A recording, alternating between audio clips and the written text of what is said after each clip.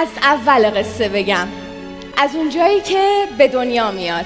هنوز بیمارستانه، تماس میگیرن و میگن بچه دختره یا پسره. مامانش میگه که خدا رو شکر سالمه ها، دختره. بعد میگن دخترم خوبه ها، آره سلامتی مهمه، ولی کاش حالا ایشالا اب نداره بچه بعدیش پسر میشه، دخترمون بزرگتر میشه. یه روز میریم براش اسباب بازی بخریم، میره از بین قفسه ها یه ماشین آبی خوشگل برمیداره. میاد بهش میگیم که برو یه اسباب بازی دخترونه بردار.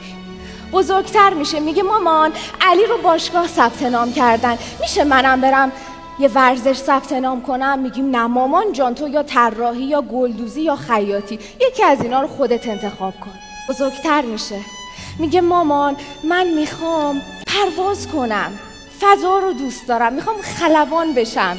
میگیم دخترم شما باید پرستار بشی، اگه پرستاری نشد اشکالی نداره معلم میشی. میگیم حداقل بذارید مهندسی بخونم. میگیم دختر رو چه به عدد و رقم. ولی چی میشه؟ همون دختر میشه مریم میرزاخانی، ستاره فراموش نشدنی ریاضی.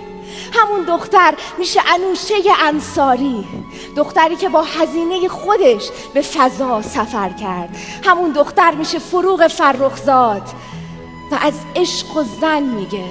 همون دختر میشه پروین اعتصامی، بانوی ماندگار شعر فارسی. اگه توی تاریخ سفر کنیم میشه ماندانا، مادر کوروش.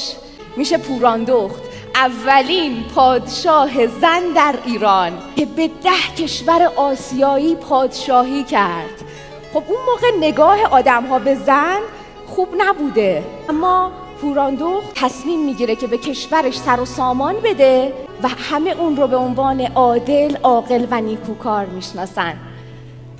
همون دختر میشه بیبی از سرآبادی که در زمان مشروطه اولین مدرسه در ایران رو تأسیس میکنه، اولین مدرسه دخترانه در ایران رو. همون دختر میشه زینب پاشا که توی تبریز زمانی که ناصرالدین شاه بوده و احتکار و اینا خیلی رواج داشته، 3000 تا زن رو بسیج میکنه، میرن توی بازار و بر علیه محتکران قیام میکنن.